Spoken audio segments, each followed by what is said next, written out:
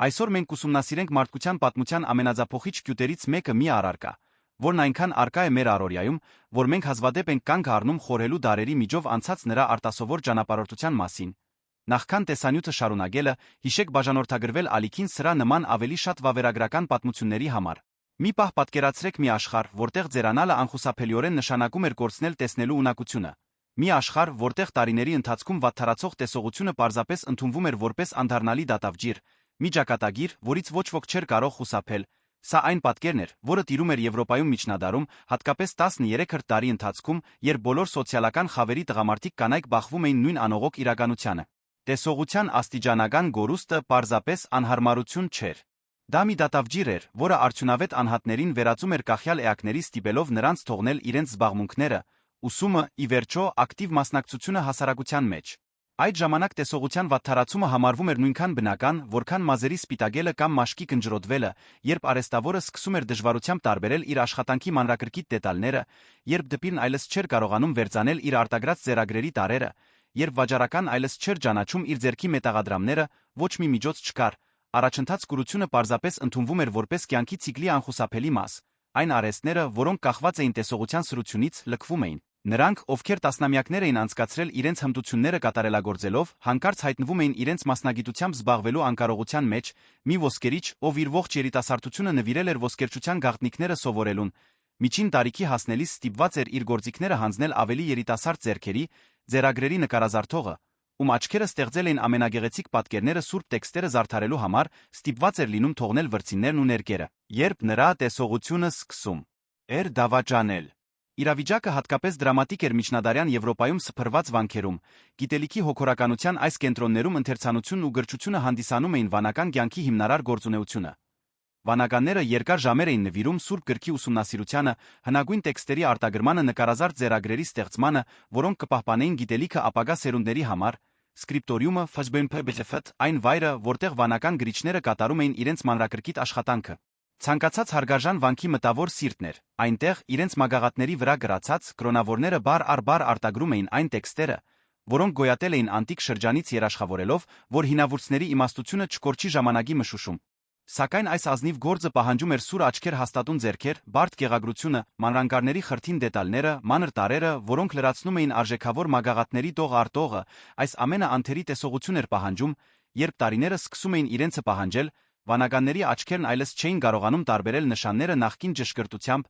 այս նվիրյալ տղամարդիկ իրենց հեռացված էին զգում այն ամենից, ինչը հաճախ նրանց գոյության իմաստն էր, Սուրբ Բենեդիկտոսի կանոնը, որն ուղղորդում էր։ Կյանքը եվրոպական բազմաթիվ վանքերում սահմանում էր, որ վանականները պետք է նվիրվեն ինչպես աղոթքին, այնպես էլ աշխատանքին հետելով թբուն ցավ տուց թբուն, աղոթիր աշխատիր սկզբունքին, շատ կրոնավորների համար սուրբ տեքստերի արտագրման ուսումնասիրության մտավոր աշխատանքը ներկայացնում էր Աստծուն ծառայելու ամենաբարձր ձը։ Այս առաջադրանքը կատարելու ունակության գորուստը, հետաբար, կործանարար հարված էր ոչ միայն վանքի արդյունավետությանը, այլ հենց վանականի հոգոր ինքնությանը։ Սակայն այս իրականությունը պատրաստ էր փոխվելու, եվրոպական հողերից հեռու, իսլամական աշխարհի հսկայական տարածքներում, արտասովոր ինտելեկտի տեր մի մարդ դրել էր տեսական հիմքերը մի հեղափոխության համար, որը ընդմիշտ կփոխեր մարդկության հարաբերությունները տեսողության հետ, Աբու Ալի Ալ-Հասան Իբն Ալ-Հայսամը, Մոչիֆ Մուդիվ ու Ցոքոտ Ռթ ու Ցույֆցիտ, ով արմուտքում հայտնի է որպես Ալ-Հազեն Ուրցուլչտ կամ Ալ-Հասեն, ծնվել է մոտ 965 թվականին Բասրայում ներկայիս Իրաքում։ Այս բազմակողմանի գիտնական իր կյանքը նվիրեց մաթեմատիկայի, աստղագիտության, ամենից առաջ օպտիկայի ուսումնասիրությանը, մի ոլորտ, որտեղ նա կատարեց ներդրումներ, որոնք կարձագանքեին դարերի միջով։ Օպտիկայի գիրքը նրա ամենաազդեցիկ աշխատությունը հիմնարար խզում էր այն տեսողության տեսությունների հետ, որոնք գերիշխում էին անտիկ շրջանից ի վեր։ Մինչ հույն մտածողները, ինչպիսիք էին Պլատոնը Էվկլիդեսը, պնդում էին, որ տեսողությունը տեղի է ունենում աչքերից դեպի դիտվող արարկաները ջարագայթող ջարագայթների միջոցով, Իբն Ալ-Հայսամը ցույց տվեց, որ լույսը ճանապարհորդում է արարկաներից դեպի աչքերը, ոչ թե հակառակը։ Այս թվացյալ պարզ շրջադարձը իրականում կոնցեպտուալ հեղափոխություն էր, որը ճանապարհ հարթեց ողջ ժամանակակից օպտիկայի համար։ Մեր պատմության համար էլ ավելի կարևոր է այն, որ Իբն Ալ-Հայսամն առաջինն էր, ով առաջարկեց, որ խնամքով հղկված ապակու կտորները կարող են օգտագործվել տեսողական խնդիրներ ունեցող մարդկանց օգնելու համար։ Նա նկարագրեց, թե ինչպես ապակե գնդի սեգմենտները կարող են մեծացնել պատկերները, երբ դրվում են տեքստերի վրա թույլ տալով, որ մանր տարրերը երան ավելի հստակ։ Այս գաղափարը տասնամյակներ շարունակ մնաց տեսական դաշտում սպասելով այն պահին, երբ կգտնի հմուտ ձեռքեր, որոնք ունակ կլինեն այն վերածել իրականության։ Օպտիկայի գիրքը լատիներեն թարգմանվեց 1240 թվականին, դրա ժամանումը Եվրոպա համընկավ մայրցամաքի վանքերում ինտենսիվ մտավոր գործունեության շրջանի հետ։ Վանականները, միշտ գիտելիքի քաղցած, մեծ խանդավառությամբ ընդունեցին Իբն ալ-Հայսամի աշխատությունը։ Վանական համայնքները, հատկապես Իտալիայում, սկսեցին փորձարկումներ անել արաբ իմաստունի կողմից նկարագրված սկզբունքներով, հենց այս համատեքստում հայտնվեցին առաջին ընթերցանության քարերը՝ լեռնային բյուրեղից կամ քվարցից պատրաստված կիսագնդաց ոսպնյակները, որոնք տեքստի վրա դրվելիս մեծացնում էին տարրերը, հեշտացնում ընթերցանությունը։ Այս ընթերցանության քարերը զգալի առաջընթաց էին, բայց դեռ հեռու էին տեսողության խնդիրների գործնական լուծում լինելուց, դրանք պետք է պահվեին տեքստի վրա, ինչը զբաղեցնում էր ընթերցողի ձեռքերից մեկը դժվարացնում գրքերի ու գրենական պիտույքների միաժամանակյա օգտագործումը։ Բացի այդ, նրանց տեսադաշտը սահմանափակ էր թույլ տալով ամեն անգամ մեծացնել տեքստի միայն մի փոքր հատվածը, այնուամենայնիվ, այն վանականների համար, ովքեր հավատացել էին, որ այլս երբեք չեն կարողանա կարդալ, այդ պարզ ապագե քարերը ոչ այլ ինչ էին, քան հրաշք։ Օպտիկայի հարցերով զբաղվող եվրոպացի մտածողների թվում առանձնանում է Ռոչեր Բեգոնի «Բրչփկանշտ» եզակի կերպարը անգլիացի ֆրանցիսկյան վանական, ծնված մոտ 1214 թվականին Սոմերսեթում։ Բեգոնը սովորել է Օքսֆորդի Փարիզի հեղինակավոր համալսարաններում, որտեղ շփվել է արաբ իմաստունների թարգմանված աշխատությունների հետ, խորապես ազդված լինելով Իբն ալ-Հայսամի օպտիկայի գրքից իր Օքսֆորդի ուսուցիչ Ռոբերտ Գրոսետեստի ուսմունքներից։ Բեգոնն իր կյանքի մեծ մասը նվիրեց բնության փորձարարական ուսումնասիրությանը։ Հայտնի որպես «Ջևպտփթերբջեցք» սքանչելի դոկտոր, Բեգոնն իր ժամանակի հակասական կերպար էր, նրա առաջադեմ գաղափարները փորձարարության էմպիրիկ դիտարկման կարողության մասին հաճախ բախվում էին եկեղեցական իշխանությունների հետ, ովքեր կասկածանքով էին նայում ցանկացած գիտելիքի, որը թվում էր, թե մարտահրավեր է նետում հաստատված ճշմարտություններին, այնուամենայնիվ, Բեգոնը համարեց իր ուսումնասիրություններում որոշ պահերի պաշտպանություն գտնելով Կղեմես Ռիմ Պապի մոտ, ով հիանում էր նրա բազմակողմանի գիտելիքներով, խրախուսում նրա հետազոտությունները։ 1267 թվականին Բեգոնը գրեց իր ամենակարևոր աշխատությունը «Թենեֆ մի մոնումենտալ տրակտատ, որն ընդգրկում էր ամեն ինչ քերականությունից տրամաբանությունից մինչ մաթեմատիկա, ֆիզիկա, փիլիսոփայություն։ Այս աշխատության ամենանշանակալի բաժիններից մեկը նվիրված էր օպտիկային, որտեղ Բեգոնը ցույց էր տալիս, թե ինչպես հղկված ապակու սեգմենտները կարող են փոքր առարկաները ավելի մեծ երացնել։ Նա հստակ նշում էր, որ այս գործիքը չափազանց օգտակար կլինի տարեց մարդկանց թույլ տեսողություն ունեցողների համար թույլ տալով նրանց տեսնել մանր տարրերը բավարար չափով, որպեսզի հեշտությամբ կարդան։ Ռոչեր Բեգոնը նույնիսկ Պապին տարավ այս ընթերցանության ոսպնյակներից մեկի օրինակը անձամբ ցույց տալով, թե ինչպես այն կարող է օգուտ բերել նրանց, ում տեսողությունն այլս առաջվանը չէր։ Պապին այս ներկայացումը վճռորոշ պահ էր տեսողական օգնության միջոցների պատմության մեջ, քանի որ այն կրոնական մտավոր լեգիտիմություն էր հաղորդում մի գործիքի, որին ոմանք դեռ կասկածանքով էին նայում։ Եթե հենց ինքը Պապն էր հավանություն տալիս նման ոսպնյակների օգտագործմանը, ապա դրանք անշուշտ չէին կարող համարվել կախարդության կամ սմագիայի գործեր մեղադրանքներ, որոնք հաճախ տրվում էին ցանկացած նորարարության, որը թվում էր, թե մարտահրավեր է նետում իրերի բնական գարքին։ Մինչ գիտնականները քննարկում էին լույսի բեկման տեսական հատկությունները, հյուսիսային Իտալիայի ապագեգործական արհեստանոցներում տեղի էր ունենում լուր հեղափոխություն։ Վենետիկում մի քաղաքում, որը հաստատվել էր որպես միջնադարյան աշխարհի խոշորագույն արտրային կենտրոններից մեկը, ապակու արտադրության արվեստը հասել էր նրբագեղության աննախադեպ մակարդակի, վենետիկցի ապագեգործները ողջ Եվրոպայում ճանաչված էին իրենց արտադրանքի բացառիկ որակով, նրանց արվեստի գաղտնիքները պահվում էին ամենամեծ խանդախնդրությամբ։ Մուրանո Թեջբուտ կղզու պատմությունը սերտորեն կապված է վենետիկյան ապակու պատմության հետ։ 1291 թվականին Վենետիկի հանրապետության կառավարությունը հրամայեց, որ բոլոր ապագեգործական գործարանները հիմնական քաղաքից տեղափոխվեն այս փոքրիկ կղզի, որը գտնվում էր 1 կիլոմետրից մի փոքր ավելի հեռավորության վրա։ Պաշտոնապես միջոցառումը նպատակ ուներ պաշտպանել Վենետիկը հրթիռների վտանգից, քանի որ ապակու արտադրությունը պահանջում էր չափազանց բարձր ջերմաստիճաններ, իսկ վենետիկյան շենքերի մեծ մասը փայտից էր իրականում։ Սակայն տեղափոխությունը շատ ավելի ռազմավարական նպատակ ուներ ապագեգործներին նրանց ընտանիքներին փակել մի վայրում, որտեղից փախչելը շատ ավելի դժվար կլիներ այդպիսով երաշխավորելով, որ ապակու արտադրության արժեքավոր գաղտնիքները չբացահայտվեն մրցակից տերություններին։ Մուրանոյի ապագեգործ վարպետները, որոնք հայտնի էին որպես յուրահատուկ դիրք էին զբաղեցնում վենետիկյան հասարակության մեջ, մի կողմից, նրանք գործնականում բանտարկյալներ էին իրենց իսկ կղզում արգելված լինելով լքել այն խիստ պատիժների սպառնալիքով, որոնք կարող էին ներառել բանտարկություն, տաժանագիր աշխատանք կամ նույնիսկ մահ։ Մյուս կողմից, նրանք վայելում էին արտասովոր արտոնություններ իրենց ժամանակի արհեստավորների համար, նրանց ընտանիքները գրանցվում էին Մուրանոյի ոսկե գրքում, նրանց տալով գրեթե ազնվականական կարգավիճակ, նրանց դուստրերը կարող էին ամուսնանալ վենետիկյան ազնվականության ներկայացուցիչների հետ, առանց դա անհավասար դաշինք համարվելու։ Մի խոսքով, Մուրանոյի ապագեգործները շքեղության բանտարկյալներ էին փակված իրենց գիտելիքների գարորության պատճառով։ Հենց գաղտնիության նրբագեղության այս միջավայրում զարգացան այն տեխնիկաները, որոնք հնարավոր կդարձնեին տեսողության օգնելու համար պատշաճ որակի առաջին ոսպնյակների արտադրությունը։ Մուրանոյի ապագեգործները կատարելագործեցին այսպես կոչված սպիտակ ապակու արտադրությունը բացառիկ հստակ անգույն ապակի, որն անհրաժեշտ էր օպտիկական գործիքների պատրաստման համար։ Մոտ 1450 թվականին Անջելո Բարովիերը Ուտչերտկոպտոս Մուրանոյի ապագեգործների ամենանշանավոր ընտանիքներից մեկի անդամը ստեղծեց Բեկվիդրը, անգերազանցելի թափանցիկության փայլի մի ապակի, որն էլ ավելի բարձրացրեց կղզում արտադրվող ոսպնյակների որակը։ Այն պահը, թե երբ է ինչ-որ մեկի մտքով անցել երկու ոսպնյակները միացնել մեկ շրջանագի մեջ ստեղծելու համար բուն առաջին ակնոցները, մնում է առեղծվածով պարուրված, չկա մեկ հայտնագործող, ում կարող ենք վերագրել այս հեղափոխական ստեղծագործությունը։ Փոխարենը մենք ունենք փորձարկումների կատարելագործման աստիճանական գործընթաց, որը տեղի է ունեցել մի քանի տասնամյակի ընթացքում։ Որոշ պատմաբաններ մատնանշում են Ֆլորենցիա քաղաքը որպես այս գյուտի օրան, մյուսները Պիզան կամ հենց Վենետիկը։ Այն, ինչ մենք հաստատ գիտենք, այն է, որ մոտ 1286 թվականին հյուսիսային Իտալիայում սկսեցին հայտնվել առաջին գամերով ակնոցները ինչպես դրանք կոչվում էին։ Այս առաջին ակնոցները բաղկացած էին երկու ուռուցիկ ոսպնյակներից, որոնք տեղադրված էին փայտե, եղջյուրե, մետաղական կամ գաշվե օղակների մեջ միացված կենտրոնական գամով կամ պնդողակով։ Դրանք օգտագործելու համար օգտատերը պետք է դրանք ձեռքով պահեր աչքերի դիմաց կամ անկայուն կերպով հավասարակշռեր քթի վրա, քանի որ դեռս չէր մշակվել ամրացման որե համակարգ, որը թույլ կտար դրանք պահել տեղում առանց ձեռքի օգնության, չնայած այս ակնհայտ սահմանափակմանը, գամերով ակնոցները արտասովոր առաջընթաց էին։ Պատմության մեջ առաջին անգամ պրեսբիոպիա նպչխնդում ունեցող մարդիկ այն վիճակը, որը դժվարացնում է մոտիկից տեսողությունը, որը անխուսափելիորեն ազդում է գրեթե բոլոր անհատների վրա 40 տարեկանից հետո, կարող էին նորից կարդալ, գրել, կատարել մանրակրկիտ աշխատանքներ։ Ակնոցների պատմության համար առանձնահատուկ նշանակություն ունեցող փաստաթուղթ է դոմինիկյան վանական Ջորդանո դա Պիզայի Դրտբչնտ Ջիժնեսփոն 1306 թվականին արտասանած քարոզը։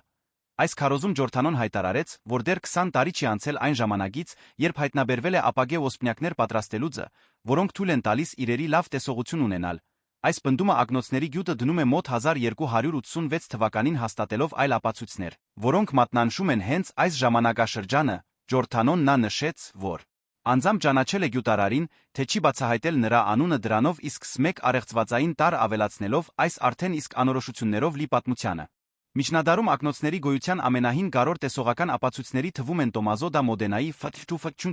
կողմից Տրիզոյի Սան Նիկոլո Քոթ հին դոմինիկյան վանքի կապիտուլի դահլիճում նկարված որմնանկարները։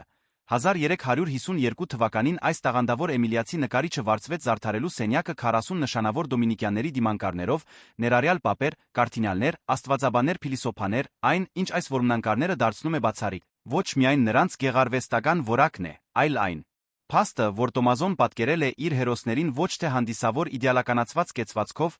այլ ներգրավված իրենց ամենօրյա ուսումնասիրության գրչության գործունեության մեջ։ Այս որմնանկարներից մեկում մենք տեսնում ենք կարդինալ Ուգո դե Պրովանսին Ֆադջնփոչտի, որը հայտնի է նա որպես Ուգո դե Սենշեր Թվադչկոստվեչ, մի դոմինիկյան աստվածաբան, ով ապրել է մոտավորապես 1200-1263 թվականների մեջ։ Կարդինալը պատկերված է գամերով ակնոց գրելիս, մինչ կարդում է մի ձեռագիր։ Սա համարվում է արվեստի գործում ակնոց գրող մարդու առաջին հայտնի դիմանկարը, այն փաստը, որ Տոմազոն ներառել է այս դետալը, հուշում է, որ 1352 թվականին ակնոցներն արդեն բավականին տարածված էին, որպեսզի դրանց պատկերումը տարօրինակություն չառաջացներ, նույնիսկ եթե պատկերված հերոսն ապրել էր մեկ դար առաջ մի ժամանակաշրջանում,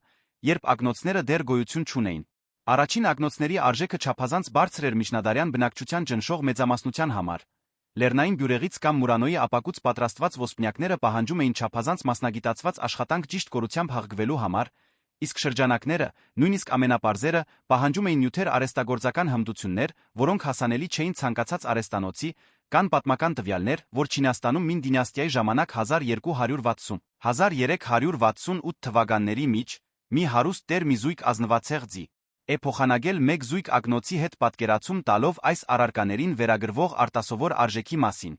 Միջնադարյան Եվրոպայում ակնոցները կրթվածության, հարստության սոցիալական կարգավիճակի աներկբա խորհրդանիշներ էին։ Ակնոց գրելը նախարաջ նշանակում էր, որ դրա տերը գրագետ է մի հմտություն, որը դեռ սահմանափակված էր հոգորականների, ազնվականների հաջողակ վաճառականների փոքր էլիտայով։ Դա նա նշանակում էր, որ նա կարող էր իրեն թույլ տալ ունենալ մի առարկա, որի արժեքը հավասար էր տան կամ գալվածքի արժեքին։ Այս պատճառներով ակնոցները հաճախ սկսեցին ասոցացվել հեղինակության իմաստության կերպարների հետ, այդ Ժամանակաշրջանի կրոնական նկարներում սրբերն ու եկեղեցու դոկտորները սկսեցին պատկերվել ակնոցներով առարկային հաղորդելով սրբության գիտելիքի աուրա։ Սակայն ոչ բոլորն էին ակնոցներին լավ աչքով նայում։ Մի ժամանակաշրջանում, երբ գերիշխում էր կրոնական մտածողությունը կասկածանքը ցանկացած բանի նկատմամբ, ինչը թվում էր, թե փոխում է Աստծո կողմից հաստատված բնական կարգը, ոմանք հարցականի տակ էին դնում, թե արդյոք տեղին է օգտագործել արհեստական միջոցներ շտկելու այն, ինչ նախախնամությունը սահմանել էր, եթե Աստված կամենար, որ մարդը շարունակեր տեսնել ձերության ժամանակ, թույլ չէր տա, որ նրա տեսողությունը վատթարանար։ Ուստի ագնոց գրելը չէր լինի արդյոք աստվածային կամքին մարտահրավեր նետելուց։ Այս հարցադրումները թե արկա էին, բավարար չեղան ակնոցների տարածումը ողջ Եվրոպայում կանխելու համար, տեսողական օգնության գործիքների պահանջարկը պարզապես չափազանց մեծ էր աստվածաբանական առարկություններով սահմանափակվելու համար։ Վանականները, ովքեր հաշտվել էին այն մտքի հետ, որ այլս երբեք ձեռագրեր չեն արտագրի, հայտնաբերեցին, որ կարող են վերսկսել իրենց գործունեությունը, վաճառականները, ովքեր այլս չէին կարողանում ստուգել իրենց հաշվապահական գրքերը, վերադարձան իրենց բիզնեսի կառավարմանը բոլոր մասնագիտությունների արհեստավորները երկարացրեցին իրենց կարիերան տարիներով կամ տասնամյակներով ավելի, քան հնարավոր կլիներ առանց ուղիչ ոսպնյակների օգնության։ Տասնամյակների ընթացքում ակնոց արտադրողները լուծումներ էին փնտրում իրենց արտադրանքի ամենաակնհայտ խնդրի համար դրանք ձեռքով պահելու կամ քթի վրա հավասարակշռելու անհրաժեշտությունը։ Մոտավորապես 15 տարում սկսեցին հայտնվել մոդելներ, որոնք օգտագործում էին ժապավեններ կամ գաշվե փոքեր, որոնք կապվում էին գլխի շուրջը ակնոցները տեղում պահելով առանց ձեռքերի օգտագործման։ Այս լուծումը, թե առաջընթաց էր գործնականության տեսանկյունից, բերում էր իր սեփական անհարմարությունները։ Ժապավենները հաճախ չափազանց սեղմում էին առաջացնելով գլխացավեր հետքեր մաշկի վրա։ Բացի այդ, դրանք գեղագիտական առումով հաճելի չէին, դժվարացնում էին գլխարկների կամ գլխի այլ զարդերի օգտագործումը։ Այլ մոդելներ փորձարկում էին ամրացման տարբեր ձեռ, որոշ ակնոցներ ունեին գողային բռնակ, որը օգտատերը կարող էր պահել ազատելով գոնե մեկ ձեռքը։ Մյուսները ունեին սեղմակներ, որոնք ամրանում էին գլխարկներին կամ գդակներին։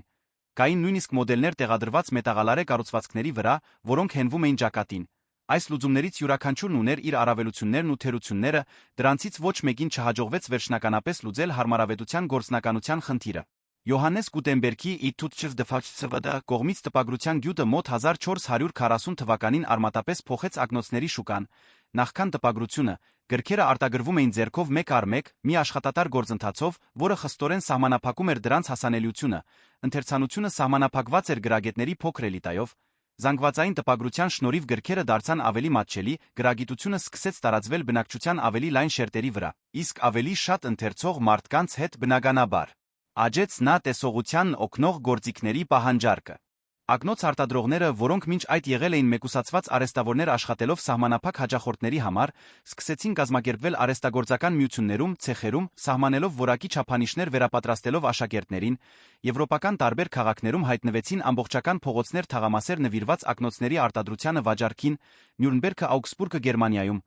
Ռուանը Ֆլանդրիան Ֆրանսիայում, բացի բնականաբար Վենետիկից իտալական այլ քաղաքներից դարձան օպտիկական արտադրության ճանաչված կենտրոններ։ Ակնոցների տարածումն իր հետ բերեց հետաքրքիր սոցիալական ելույթ։ Եվրոպայի շատ վայրերում մարդիկ փորձում էին խուսափել հանրության մեջ ակնոցով ելալուց, քանի որ դա կմատներ նրանց տեսողական կարողությունների գորուստը, ինչը համարվում էր ամոթալի կամ ձերության նշան։ Ակնոցները հաճախ պահվում էին տուփերի մեջ օգտագործվում միայն մասնավոր միջավայրում։ Մյուս կողմից, որոշակի համատեքստերում ակնոցները սկսեցին դիտվել որպես դրական խորհրդանիշներ։ Այդ ժամանակաշրջանի նկարները ցույց են տալիս հեղինակավոր անձանց, ինչպիսիք են դատավորները, բժիշկները, պրոֆեսորները, ովքեր գրում են ակնոցներ որպես իրենց իմաստության կրթվածության խորհրդանիշ, որոշ դեպքերում կատարյալ նորմալ տեսողություն ունեցող մարդիկ նույնիսկ գրում էին առանց ոսպնյակների ակնոցներ պարզապես ավելի կրթված հարգարժան եռալու համար։ Այս երկիմաստությունը ակնոցների նկատմամբ մերթ թաքցված որպես տկարության նշան, մերթ ցուցադրված որպես կարգավիճակի խորհրդանիշ, կպահպանվեր դարեր շարունակ։ Առանձնահատուկ կարևոր զարգացում տեղի ունեցավ, երբ ակնոց արտադրողները հայտնաբերեցին, թե ինչպես պատրաստել գոգավոր ոսպնյակներ կարճատեսությունը թերնզուն շտկելու համար, որը դժվարացնում է հեռուն տեսնելը։ Մինչ այդ ակնոցները բացառապես հագեցած էին եղել ուռուցիկ ոսպնյակներով հարմար պրեսբիոպյան հեռատեսությունը շտկելու համար։ Կարճատեսության համար ոսպնյակների օգտագործման առաջին տվյալները թվագրվում են 15 տարի կեսերով զգալիորեն ընդլայնելով ակնոցների ընձեռած օգուտների շրջանակը։ Հաջորդ դարերը ականատես եղան ակնոցների տեխնոլոգիայի շարունակական առաջընթացին։ 1727 թվականին անգլիացի օպտիկ Էդվարդ Սքարլեթը չջույբ հանրայնացրեց կոշտ կողային բռնակներով, կամարներով դիզայնը, որոնք հենվում էին ականջների վրա վերջապես վերացնելով ակնոցները ձեռքով պահելու կամ անհարմար ժապավեններով ամրացնելու անհրաժեշտությունը։ Այս թվացյալ պարզ նորարարությունը հիմնարար փոփոխություն էր ակնոցների օգտագործման հարմարավետության մեջ, դրանք դարձնելով շատ ավելի գործնական առօրյա օգտագործման համար։ 1784 թվականին ամերիկյան հայտնի պետական գործիչ գյուտարար Բենջամին Ֆրանկլինը մշակեց առաջին երկֆոկուս բիֆոկալ ոսպնյակները։ Ֆրանկլինը կարճատես էր տարիքի հետ ձեռք էր բերել նա պրեսբիոպիա, ինչը նրան ստիպում էր անընդհատ փոխել երկու տարբեր զույգ ակնոցների մեջ։ Նրա հնարամիտ լուծումն էր ոսպնյակները հորիզոնական գիսել վերին մասում դնելով հեռուն տեսնելու ուղումը, իսկ ստորին մասում մոտիկը տեսնելու ուղումը։ Դրանով նա կարող էր հստակ տեսնել թե հեռու առարկաները, թե մոտիկ տեքստերը, առանց ակնոցը փոխելու անհրաժեշտության։ Առաջին ակնոցների ոսպնյակները պատրաստված էին հաստ ծանր ապակուց, ինչը զգալի անհարմարություն էր պատճառում նրանց, ովքեր ստիպված էին դրանք կրել երկար ժամանակով։ Բացի այդ, օպտիկական որակը հաճախ անկանոն էր աղավաղումներով թերություններով, որոնք կարող էին գլխացավեր առաջացնել, նույնիսկ վատթարացնել տեսողությունը այն լավացնելու փոխարեն։ Միայն հղկման ավելի առաջադեմ տեխնիկայի զարգացման նոր նյութերի ներդրման շնորհիվ այս խնդիրները սկսեցին հաղթահարվել։ 20-րդ դարում պլաստիկե ոսպնյակների ներդրումս մեկ կարևոր հանգրվան էր, շատ ավելի թեթ լինելով, քան ապակյա ոսպնյակները, դրանք ակնոցների օգտագործումը դարձրեցին զգալիորեն ավելի հարմարավետ։ Հաջորդ տասնամյակների ընթացքում հայտնվեցին հատուկ ծածկույթներ, որոնք նվազեցնում էին լույսի անդրադարձումը, մեծացնում դիմադրությունը քերծվածքների նկատմամբ, ավելի բարելավելով օգտագործման փորձը։ Այսօր ակնոցները շատ ավելին են, քան տեսողության շտկման պարզ գործիքներ։ Դրանք դարձել են նորաձության աքսեսուարներ, անհատականության ոճի արտահայտման միջոցներ։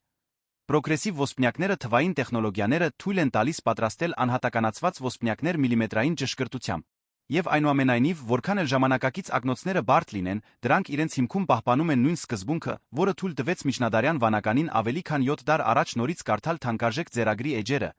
Երբ մենք մի զույգ ակնոց ենք դնում մեր քթին,